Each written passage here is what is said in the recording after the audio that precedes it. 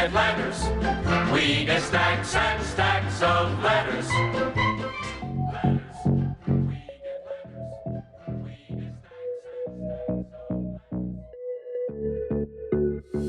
It's Thursday, March 23rd, 2023, and welcome back to Goodfellows, a Hoover Institution broadcast examining social, economic, political, and geopolitical concerns. I'm Bill Whalen. I'm a Hoover Distinguished Policy Fellow. I'll be your moderator today.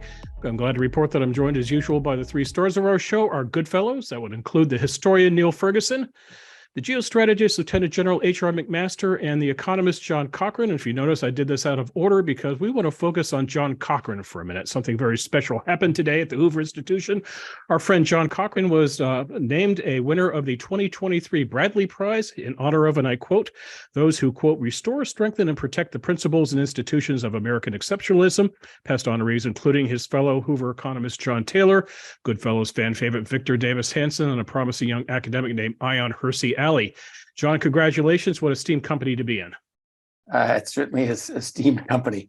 I feel unworthy, but it certainly, it's lovely to know someone out there is listening to my little scribblings, and it inspires me to do even better and to slowly become worthy of this over time. Neil, HR, anything you want to add? Hey, congratulations, John. I mean, super well deserved. And, you know, I mean, your scholarship is impeccable, but it's also accessible. Even washed up generals can begin to learn something about economics, man. So congratulations. Really, I mean, it's great for you and obviously for the Hoover Institution. And John, I hope it's just the first of many prizes that you'll win for the Fiscal Theory of the Price Level, which is a seminal book. And with every passing day, I think we're going to see just how profound your insight is into our economic predicament. So may this be the first of many prizes. Well said, Neil. It's a special show because of John's great honor, and it's also a special show because we're doing something a little different today. A few days ago, we put out a video in which I asked you, our viewers, to send in questions to Neil and HR and John, and you crushed it. You sent in hundreds of questions. The reach of Goodfellows never ceases to amaze. We received more questions from people living abroad than we did here in the United States, 31 countries in all, encompassing 6 continents. We're waiting for that elusive question from Antarctica. So if you're out there, please send it in. And gentlemen, if you're ready, start your engines. Here we go. Our first question comes from Doug in Vermont. He writes, is time on the side of the Russians or the Ukrainians? HR, why don't you take that? I mean, that is the question. And as you know, our director, Condoleezza Rice, and former Secretary of Defense, Bob Gates, wrote an essay in saying time is not on Ukraine's side in an effort, really, I think, to stop this incremental approach to providing support to the Ukrainians. So, I guess my answer would be it depends, right? It depends on if the Ukrainians can succeed in mounting a sustained counteroffensive in Ukraine in the near term faster than Russia can generate more combat power. I think that's quite likely, actually, in the near term.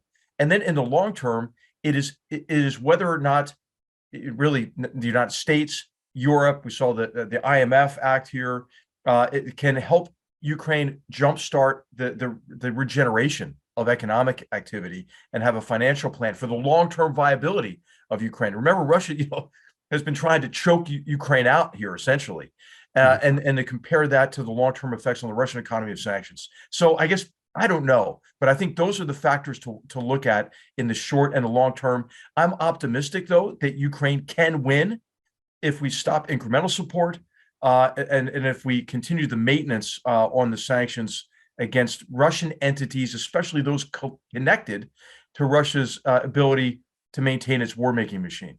Mm-hmm. Neil, what say you? Well, a week ago, I was very privileged to be a participant in a major conference on this subject, organized by the Hoover Military History Working Group, which is led by our good friend Victor Davis Hanson. And I was very struck in the course of a day of deliberations by the sober mood that prevailed. I would say that the most powerful contributions from Steve Kotkin, our colleague here at Hoover, and Michael Kaufman emphasized the extent to which, in a struggle between a large power, and Russia is large demographically, large economically, and large, of course, territorially relative to Ukraine, time is on the side of the larger power. And nothing that has happened in recent months has, I think, greatly improved Ukraine's chances. We now know much more about Ukrainian casualties than we did just a few weeks ago. It's now clear that Ukraine is pretty much out of the Western trained officers and men who fought so heroically in the first phase of this war. It's having to bring in Soviet era officers. That is going to impede its war fighting capability. It is clear that China is now backing Russia right up to the edge of triggering sanctions. There's a lot of dual use material already going into the Russian war machine. And Xi Jinping's visit to Moscow turned out to be at least a verbal sign of support, if not a material sign of support for Putin. So I'm afraid, I think the outlook is bleak. We must hope that Ukraine's impending offensive proves me wrong, and that once again Ukraine can surprise us and drive Russia back closer to the Russian border. But it's hard to believe that time can be on the side of Ukraine, especially given, I'm afraid, Western democracy's somewhat checkered track record when it comes to sustained commitment in conflicts of this sort. Sorry to sound like the Debbie Downer on this one, but it was not just my feeling, but the impression, I think, of most people at last Friday's conference that the time is now increasingly on Russia's side. I hate to say that. Can I just interject something just quickly? I'm reminded of a story of when Grant in his first battle, right? He's riding toward the front and he sees casualties coming back, and it looks really bleak, and he gets to the front, and then he sees Sherman stabilizing the front and realizes that actually the enemy is in much greater disarray. And he writes in his memoir that the distant rear of an army is not the best place from which to judge what is going on in front. And he didn't get a sense for really the moral dimension of the battle until he was actually in it. I think that that's what's on the Ukrainian side. I think it's hard to quantify Ukrainian will. And even though demographically Russia looks big, how many military age of the recruiting population that can be recruited are really willing to serve? And I think that's a little bit of an equalizer between Ukraine and Russia. But Neil's right to point out, you have to look at the casualties and the will and the capacity on both sides, and the skill level as well. So I just want to interject that, because I'm not as pessimistic as Neil here, because I believe the Russians are getting their asses kicked at a high cost to the Ukrainians around Bakhmut, but the Russians are trading thousands of casualties for hundreds of meters. Okay, but I just wanted to respond to that, Neil, to play my role as the more optimistic of the good fellow before it goes to John. Jump in here, John. Well, I think you guys are framing it too narrowly. The question really is time on the side of the US, our Western allies, and our remaining friends, or is time on the side of the emerging and forming alliance of Russia, China, Iran, and the people standing around the edges trying to decide who's going to come out on top, India, South Africa, the rest of Africa, and so forth. Now, I'm a little bit of a hawk on this war, because it strikes me this is our war, not just Ukraine's war. If we were to win it quickly before that alliance can really deepen, things would be much easier than letting it sit and fester and do just enough to stop them from losing, but not let them win, because that alliance is gaining strength politically and militarily. As far as the long run, I just want to say, so I'm in Tokyo right now, which didn't look so good in August of 1945, and looks pretty darn good now. Countries can rebuild from rubble given the right circumstances. Thank you. Question from Richard in London. He writes, with President Xi's visit to Moscow this week, what is China's geopolitical strategy towards Russia? With America and its allies pouring in so much of its military and economic resources in the Ukraine war, does China see it in its geopolitical interest for the war to continue as long as possible? Neil? This is a very difficult question to answer, because we know what was said for public consumption, but not what was said behind closed doors. Right. I don't think this is now a friendship without limits, as it was prior to the war, at least in the language of their last pre-war meeting. It's possible that China is pressing Russia to consider some kind of peace negotiation, although I don't think any kind of negotiation is conceivable until after the next Ukrainian offensive. My own somewhat cynical view is that this war is serving China's interests very well, and why would they want it to stop? It's absorbing American energies. It's absorbing Western resources. It's distracting attention from Asian theaters of great interest to China, not least Taiwan.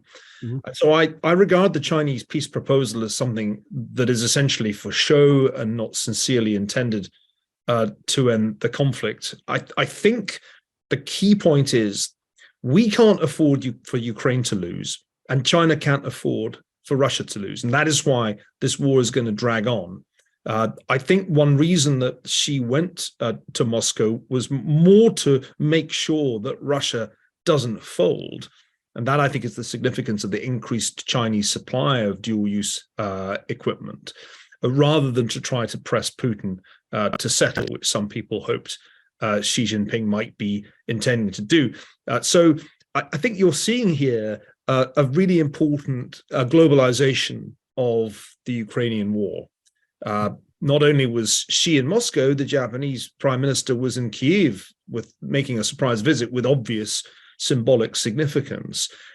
This is no longer a regional East European conflict. This is now part of a global struggle, which I've been calling Cold War II until everybody's sick of hearing me say it. But that, I think, is the real significance of Xi's visit. HR? Hey, I think China's got some real problems because I think doubling down on the relationship with Putin, I think that's he's going to suffer even greater reputational damage. So here you have the leader of a country who's presiding over genocide, meeting the leader of a country who's just been indicted by the International Criminal Court for kidnapping, tens of thousands of children. I mean, that doesn't seem like a good look to me. And I think what's shifting against China is people are fed up with China's narrative that you can't go meet with any leaders in Taiwan while he goes and meets with Putin, who's just been indicted by the International Criminal Court. That doesn't kind of sound persuasive anymore. And I think that Europe has shifted in its attitude toward China in large measure because of the wake-up call of the Ukraine war, and especially the degree to which it exposes that, hey, it's a really, really bad idea to give an authoritarian, hostile regime coercive power over your economy. So I think what you're going to see is a continued selective but accelerating decoupling from commercial and financial relationships with China that are ultimately going to redound to China's disbenefit, especially with financial flows going into the country. And of course, I defer to Neil and John on their analysis of that, but that's my feeling, is that China's going to suffer reputational damage and economic damage based on doubling down on the relationship with Putin. Mm-hmm. John, anything you'd like to add, or do you want to move on to these juicy? I always learn more from the other guys than from answering economic questions. So what you're saying, guys, is that China wants Russia not to lose, but doesn't necessarily want Russia to win, just like we seem to want Ukraine not to lose, but not necessarily to win. So it's in China's interest to let this thing drag on, start chewing up Western munitions, start chewing up our attention, because, of course, their eyes are on Taiwan. And the longer this thing drags out and chews up our time and attention and shows our unwillingness to stop and fight, that certainly says, if the U.S. is not going to go in and provide air cover for Ukraine, are we really going to go in and fight for taking Taiwan back? Less and less likely every day this thing goes on. Let's stay with you, John. We have a question from John in Oregon, who writes, for John Cochran, after Silicon Valley Bank, aren't insurers and pension fund managers also facing risk from inflation and interest volatility? How bad does that look? It also asks a follow-up, John, is anybody in Tokyo using the word contagion? Insurers and pension funds. Well, they're exposed to whatever risk they chose to take on. There's the hilarious example of UK pension funds who put a big bet on that interest rates would never go up, and it worked out about as well as Silicon Valley's big bet. A properly run insurance or pension fund doesn't care what happens to interest rates because they've locked in what it takes to make their payouts. I haven't looked at insurance and pension funds. I am shocked that despite the announcements, there's got to be military analogies here for HR. I guess can I say the Fed wrote the Mein Kampf? We're going to raise interest rates, and nobody paid the slightest bit of attention to building some defenses against the raising of the interest rates, and least of all the Fed's regulatory departments. Contagion is one of those. Let me tell you a secret. nobody knows what it means. There's all these fancy economic words that people like to toss around. Who knows what it means? I'm in Tokyo, where everyone still wears masks. The fashion is to wear it just a little like this. A surgical mask with your nose open does nothing, but everyone does it. So, and I think we're doing something like that for financial contagion. Neil, let me run this one by you, and not just because it's from John in Gillingham, UK. He writes, in retrospect, it appears like the historically low interest rates we may have had throughout recent times have been a major mistake. These mistakes were made by some of the world's brightest minds. What do you think is the source of this failure of judgment, and how can we make sure our institutions get these kind of decisions right moving forward? I'm a little confused here, Neil. I think most people who got a 3% mortgage in 2021 are not complaining about past rates. I'm certainly not complaining. Just wish I'd locked in for longer. I think it's a mistake to see this as a sort of simple policy error. One has to remember that powerful structural forces were driving down nominal rates. This was what Larry Summers referred to as secular stagnation, reviving an old idea. And I think it's a mistake to imagine that central banks were entirely in control of this process, which had a great deal to do with demographic changes, with the so-called Asian savings glut, technology, etc. So I think there was a downward trend in rates that maybe wasn't secular, because it hasn't lasted that long, but it was certainly not something driven entirely by policy. Moreover, when the financial crisis of 08-09 struck, the correct thing for central banks to do was to cut rates to try to prevent another depression. They had to do more than that because, of course, rates were already quite low. And that led to a great deal of improvisation, quantitative easing, forward guidance, and a bunch of other innovations in central banking. The mistake came later. I think there were two phases to the mistake, and I wonder if John agrees with me. There was a failure to normalize or raise rates, let's not use fancy language, in 2018, when things really had moved far away from financial crisis conditions. And I think the Fed blinked in the face of a really mild stock market correction at the end of that year and threw away the chance to establish more normal market rates, more normal short-term rates. And of course, the second great mistake, and the bigger mistake, was in 2021, when the Fed was essentially asleep at the wheel as the economy came out of the pandemic with efficacious vaccines. The Biden administration embarked on a reckless fiscal splurge that wasn't necessary and generated inflationary pressures on the fiscal side, and the Fed accommodated that and only really woke up when the inflation mistake had well and truly been made. So I think that's how I would define the mistake, not as something prolonged over a period, but as a series of misjudgments by the Federal Reserve in 2018-19 and again in 2021. John? Yeah, I would add, there's this myth we pass around that by keeping rates low, the Fed stoked financial bubbles and so forth. And I think it's a myth. Neil said exactly, rates were going to be low no matter what the Fed wanted to do. I see very little connection between the level of interest rates and the willingness to take financial risk.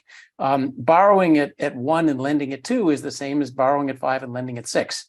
That's the difference between the level of interest rates and the willing to take risk on. So why do we get into trouble? It's not the Fed holding interest rates low for so long. It's a combination of moral hazard and shockingly incompetent or ineffective regulation. Everybody knows a bailout's coming, so everybody was levering up, and hey, guess what? The bailout came. It turned out to be right. So taking on a lot of risk, whether interest rates were 1% or 3%, made a lot of sense. And then our regulators just failed to see obvious things in front of them. It's not a personal fault; it's an institutional fault.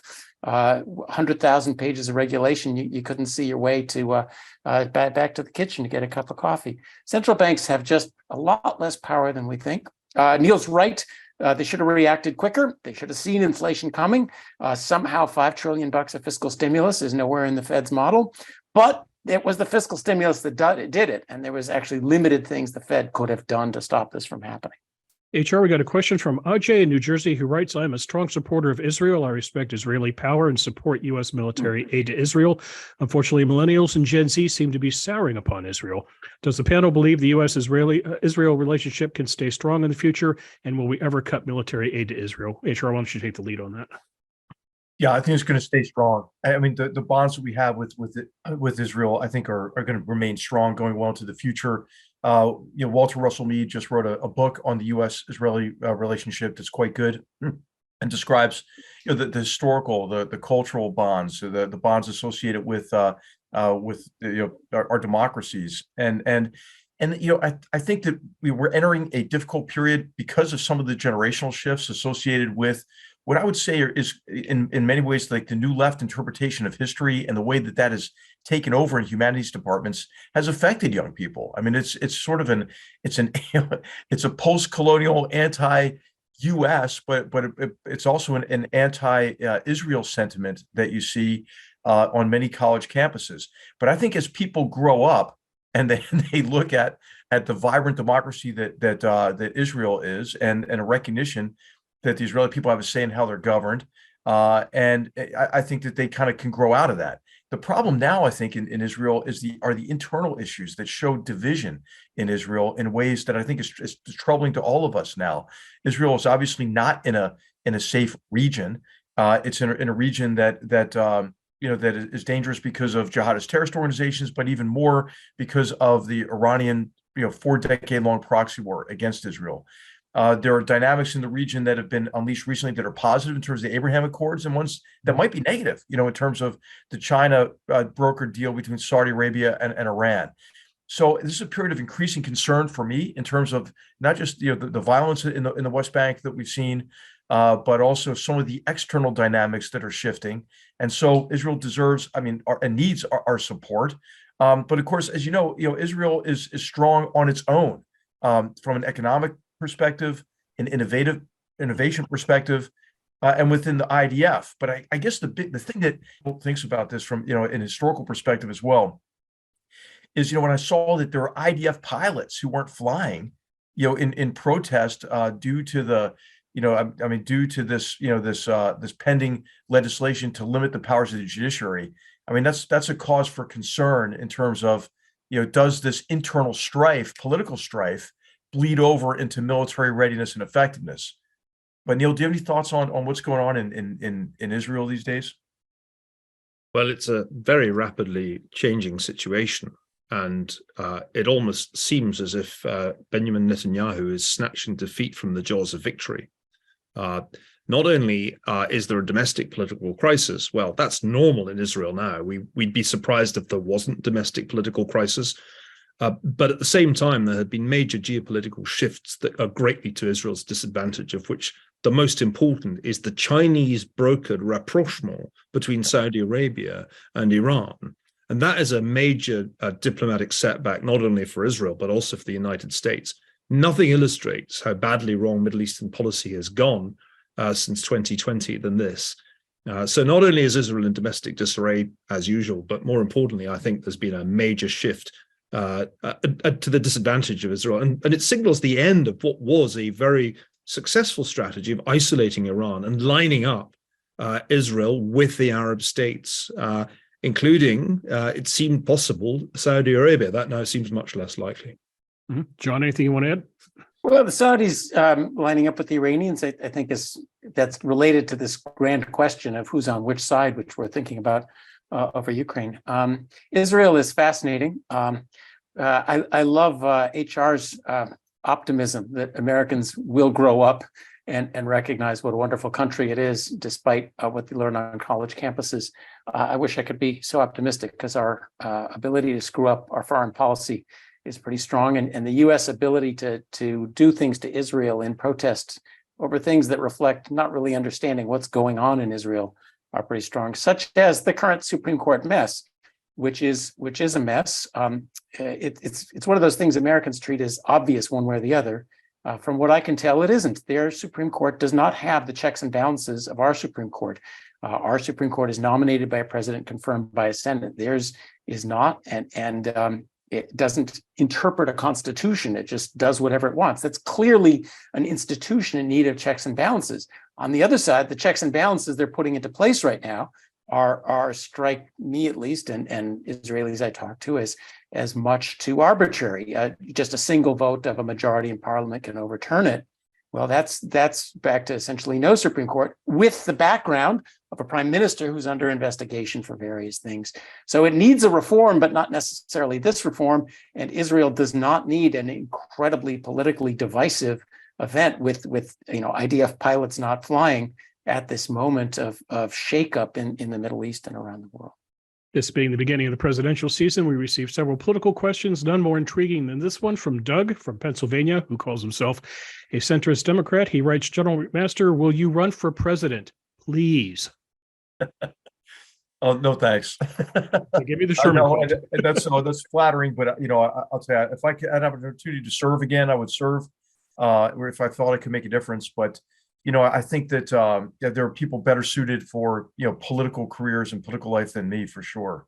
We did get a question from Max in Hong Kong, who writes, you were president of the United States for one day. What's the first thing you would do? Neil? Forget about the pesky Constitution.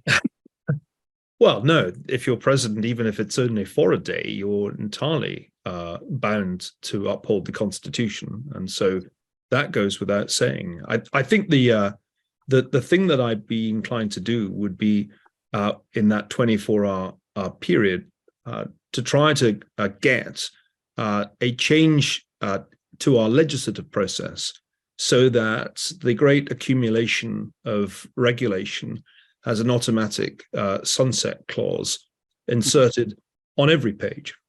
Because if there's one thing that's slowly killing the United States, it's the accumulation of superfluous legislation and regulation. So I'd spend my 24 hours trying to get sunset clauses into the enormous red tape mountain that has been erected in Washington, D.C. What would President Cochran do on day one? Well, like Neil, I'm a believer in constitutional democracy and not elected king for a day. I just went to a conference in honor of Calvin Coolidge's 100th anniversary, and his campaign slogan was "Return to Normalcy." Strikes me as an excellent campaign slogan. Not, of course, King Cochran would put in the libertarian free market nirvana on day one.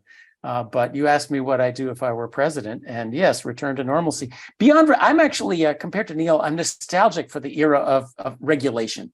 Good old regulation with public comment and cost benefit analysis and so forth. Well, now we live in government by executive order. I might be tempted to burn all the executive orders, but not, since I am not king. I'm president. But to try and stop this tit for tat executive orders where each president burns the preceding ones and then issues a whole bunch of new ones. And President McMaster, what would you do? Well, maybe unsurprisingly, I would direct everybody to look for the opportunities in the greatest problems we're facing. For example, border security and immigration. How about, securing the darn border, but then also what about opening, 60 or 70 new consulates in the Western Hemisphere? And granting visas for those who want to come to the United States, so that people in the region are lining up at U.S. consulates, and by the way, paying visa fees, and by the way, paying U.S. taxes when they get here, and by the way, sending remittances back to alleviate some of the economic difficulties in the region. They're lining up there instead of lining up with coyotes and organized crime networks. So I was using that as an example of a way, to take what seems like an intractable problem and try to flip it into an opportunity. Hey, HR, while you're at it, tell your State Department to get the wait times for tourist visas down into the units should be years. No, the units should be hours, not years. Right. But I want to know where you're going to, so you get to drive the new tank. Where are you going to take the new tank when you're commander in chief? South Lawn. I'm the No, only Congress. Hey, we do need a new tank. When I was commander of Fort Benning, I wrote the requirements document for mobile protected firepower. Okay, it's a light tank to support light infantry units. Right, there's one company is going to be in every light infantry brigade because again, as I've said many times, try to think of a problem that you can't solve with a tank. And so That's your campaign slogan, HR. That is your campaign slogan, HR. That's, And that's I going on. guarantee That's going on in HR's you tombstone, will I think. sweep to power with that slogan and the promise of a new tank. Tanks for America. But by the way, I'm the only unmarried person on this show. So while the three of you are solving the world's problems, I'm probably in the Oval Office putting together a really cool online dating profile. So that's my first hit up. I mentioned the Constitution in this regard, not shirking the Constitution responsibilities, but because you cannot run for president because you were not born in this country. So that's what I was getting at. Should we be revisiting Article 2, Section 1? You can't run. IN can't run. A lot of remarkable people in this country cannot run because of that provision. Well, it does seem rather hard to defend at a time when 14% or thereabouts of the population are now foreign born and therefore disqualified from holding the highest office. But I would sense there would be nothing more futile than to try to amend the Constitution, given our current political climate. So I'm afraid I'm just going to have to accept that it's not in my stars to be president of the United States. I'll have to settle for Secretary of State. There are worse jobs. One final question, gentlemen, then we're going to go to the lightning round, another Goodfellows. First, it's from William in Ontario, Canada, who writes, I would offer that many people have developed a significant distrust of organizations, both public and private, mainly as a result of the recent pandemic advice and actions. Trust is foundational in society. I trust the training and knowledge of my commercial airline pilots. I trust a bridge. I trust the oncoming driver, etc. Is this new low level of trust part of the reasons we're in another period of bank collapses? I'd add, by the way, if the Hoover Institution, what did George Shultz always say? Trust is the coin of the realm. So what about it? I have a short one for once in my life. Trust must be earned. And if with the shocking lack of trust in our public institutions comes from the shocking incompetence of our public institutions. And I think the history of COVID is a prime example. Come on, guys, start earning the trust and you'll get the trust back. Yeah, when people start asking for trust, I'm always reminded of the Jungle Book. And you may remember one of the great Disney songs is Trust in Me by the Snake Car. Trust in me. Trust in me. There's your campaign slogan. Beware of any entity that comes asking for your trust. And I'd call attention to Ronald Reagan's watchword, trust but verify. Okay, HR? Hey, I think there's a movement toward greater transparency in government, which I think is really important, and I'm thinking of a company called OpenGov, for example, which makes local government more accessible to people. It's a friend of mine founded that company, someone who served with in Afghanistan. So I hope that with more transparency, there comes more accountability and people can restore confidence by really exercising their voice, demanding better. When you're a new lieutenant, you come in and sometimes and you're in a training exercise or something, you look around and go, man, things are really screwed up. But you think, well, somebody up there must have a plan. And then you're a major and you look around and things are screwed up and you think, man, I don't think anybody up there has a plan. But then when you're a senior person, if things are screwed up, it's your job to make the plan. So a lot of it, I think, is really people leading. A lot of leaders don't lead. They think that they're just there to go through the motions in a bureaucracy. Well, if you're a leader of an organization, you're supposed to demand effectiveness and excellence and build an environment where you provide, people who work for you with purpose, motivation, and direction. And I think that really, it sounds kind of trite to say it, but to restore trust, I think you need more effective leadership. Just you raise a great point. How do you get back there? And transparency, honesty. When the mistake happens, let's go find the mistake rather than the current. We were always right. Cover your butt and move on. Might be the way that leaders could make organizations that then can earn some trust. Yes. Okay, it is now time for lightning round questions. Lightning round. And we will let the Goodfellows ask questions to each other. Okay, Neil, there's one I've been wanting to ask you because I was just watching Tristan Harris's. He had a session in San Francisco on artificial intelligence and the implications of artificial intelligence. And this is both for you and for John. But Eleanor from London wrote in, and she asked a great question. She said, "What is the impact of artificial intelligence going to have on our world?" And she mentioned specifically, which I thought was interesting, the military, but then economics and history. And so I'd like for you and John to take on all three of those actually, but I think she's recognizing that actually AI can have an impact on history as well as the future economic and military environment. Well, I think it's interesting that we had so many questions on this topic. With the release of GPT-4, we go to another level, significantly above ChatGPT, which everybody enjoyed playing with so much.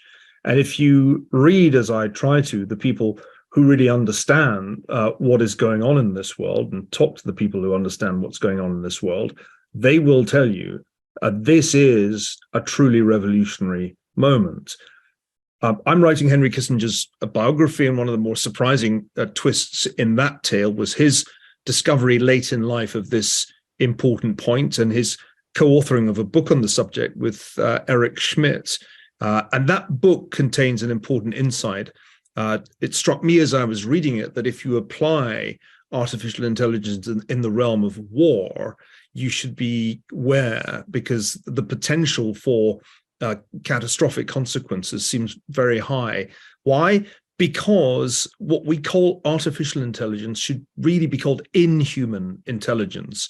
For me, the big takeaway of that book was that when AI learns to play chess, it plays it in an inhuman way. It sacrifices pieces of its own that you wouldn't do if you were a human player. Imagine that translated onto the battlefield, HR. It's a chilling thought. So I think we should start calling it inhuman intelligence, to recognize that we've created a kind of alien life form, which has in some ways superior processing power to us, but in other ways it's just faking being like us. And this is the most important point about these new programs. These large language models are faking being like us, using the enormous power of computation to predict what the most likely next word in a sentence is. That's what they really do. And we are fooled.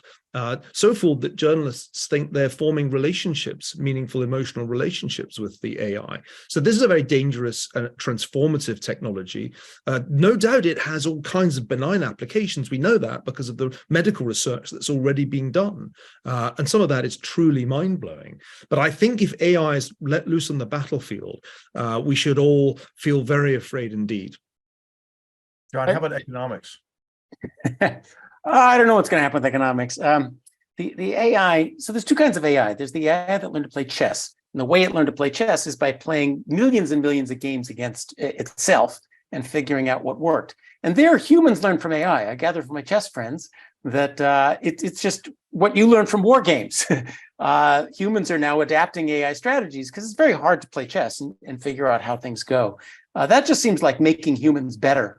And in fact, understanding what the AI is doing and why it's doing it deepens your knowledge of chess. The other is these chat programs, which are just predicting the next word in the sentence with a lot more than that, and filling in. And I think that it's given me an interesting, perhaps what we're learning is who we are, and that we're not as smart as we think we are. And that so much of what we do is, I know what I do is putting in ideas that I get from everywhere and kind of assembling them. I'm a chat. I don't have that many original ideas on my own. But that's, I think, what we all do. I mean, that's a defensible thing, pulling various things together, and it turns out to be fairly easy to replicate what we do. So that tells us a lot about the human condition and who we are. What is it? Harry Truman said, the only thing new is the history you don't know. Well, so yeah, and the impact on the military is already significant, from AI. It's already being applied to identify patterns of enemy or adversary behavior. I think what's really important, if it can start to identify pattern breaks to provide early warning of new patterns of activity. And then also in the area of logistics, you might not think about, but AI is going to have a really transformative role in logistics, supply chains, efficiency, and effectiveness in particular to sustain operations. And then, I think the mistake we could make is the same mistake we made about all sorts of data analytical tools and assured communications and so forth in the 90s, is that we could lift the fog of war. I think AI will shift war even more profoundly into the realm of uncertainty because of the impact it can have on information operations and deception. And I think there's going to be just so much out there that's bad information that also gets fed in to the artificial intelligence related analytical tools. So I hope we don't make the assumption that we can, in future war, it can be future efficient that we can develop perfect plans and make perfect decisions because AI is going to shift war into the realm of certainty. I think actually the opposite is going to be the case. I have a question for HR from Eric from London. What one or two changes in the security architecture did the Goodfellows see as the most urgent? NATO was a system set up to deal with a specific challenge, the Soviet Union. It's receiving a momentary shot in the arm because of the war in Ukraine, but I believe that any objective analysis would conclude that NATO is not fit for the challenges of the 21st century. So I like this question. One or two changes in the security architecture. That is a question for a former national security advisor, if ever I heard one. Well, I think it's already happening. I think bespoke, bilateral, and multilateral security arrangements that actually deliver real capabilities that can deter conflict or help you respond more effectively in the case of conflict. We don't need necessarily treaty alliances. You can have an arrangement, for example, among allies, like the AUKUS agreement is one of those. But then there can also be really critical bilateral relationships, like the relationship we have with a tiny country called Bahrain, which is immensely important, I think, to security and stability in the Gulf. I look at the Scandinavian countries as really being very responsible about defense and quite cognizant of the threat from Russia, and also the threat to the Arctic from Russia, and maybe also by connection China as well. So partnerships with the Scandinavian countries is a subset of NATO now, with Finland and we hope now Sweden eventually getting an entry to NATO. So I guess the short answer: bespoke, multilateral and bilateral security arrangements that's backed up by real capabilities and exercises that deliver really combat readiness. John, your turn. Ask a question. To ask a question. I was going to, new security architecture was not something I came ready for this morning. Max from Australia asks us, is there an argument to be made for the US conceding Taiwan if China invades, considering the economic, human life, and potential nuclear consequences? What reason do we have to believe that China would want to continue expanding its territory post-Taiwan capture? I think that's a good question, and we should get into wars with a clear idea of the strategic goal of the war. So China invades, Taiwan takes over. Really, what's our long-term goal after that? Well, let's face it, we have a commitment not to let that happen. So if we let it happen and said, oh, that Taiwan Relations Act, that's just a piece of paper, we're fine with that. Well, we've done that. Wait. We've done that over and over again. Commitment that Ukraine shall have its territorial integrity. And how did that turn out? How did that turn out, John? Exactly. Red lines in the sand in Syria. We make commitments right, left, and center, and give them by. That illustrates exactly my point. That if you simply walk away from a commitment like that, then it's not just the territory and the population that are lost to the Chinese Communist Party, but it's your credibility as an ally. And that would be the end of American predominance, not only in the Indo-Pacific, but I think in the world. And that's why it would be a disastrous error. HR? I would just say from a geostrategic perspective, combined with understanding what the CCP's intentions are, or at least trying to understand those intentions, I think what the Chinese Communist Party wants to do is establish exclusionary areas of primacy across the Indo-Pacific.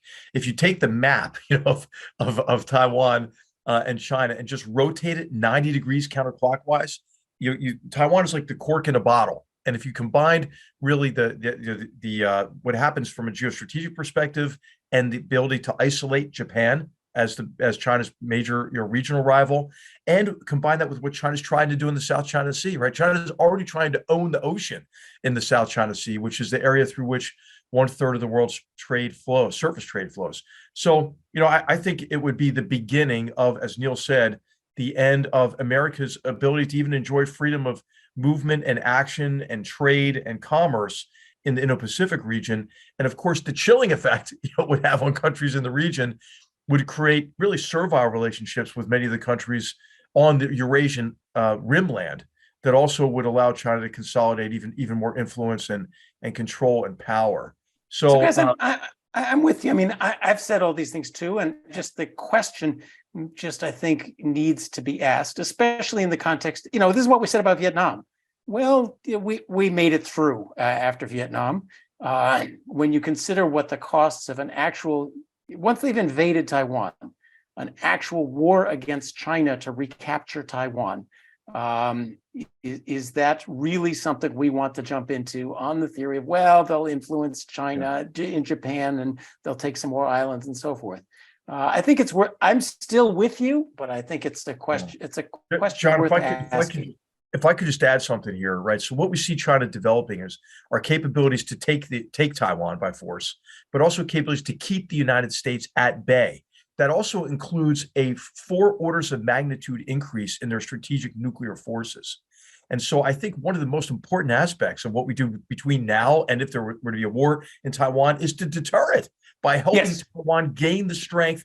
Because, one of the reasons we're worried about Putin rattling his nuclear saber is because the reinvasion of Ukraine occurred on February 24th of last year. So, hey, let's not go down that path again. So I think, I think the viewer does raise a good question. I didn't mean to be dismissive of it, but I do think it is important for us to ask and answer those questions, because the United States needs to have the will necessary to convince the Chinese, right, that the PLA that they can't take Taiwan by force. At the risk of dragging this out, but because I do think this is an important question. That's what I've been saying, that our goal right now should be deterrence against China. I was interested by a couple of weeks ago, Xi Jinping gave a speech where he named the US and said, you're surrounding me and trying to strangle me economically, which is, yeah, we are. It's, one true thing he said, which I think makes this even more dangerous. We want to engage and deter, not have to get to that point of do we invade and God knows what after that. Okay, like a proctor walking back in the classroom, time is up, gentlemen. Put your pencils down. This is it for episode 1, part 1 of our 2-part mailbag show. On behalf of the Goodfellows, Neil Ferguson, H.R. McMaster, John Cochran, first of all, thanks again for your questions, and tune in about 2 weeks from now to see part 2 of this, more questions being answered. Again, congratulations, John Cochran, on the Bradley Prize. Stay safe in Tokyo, my friend. Again, thanks for sending in the questions. Thanks for watching the show. We'll see you soon. Take care.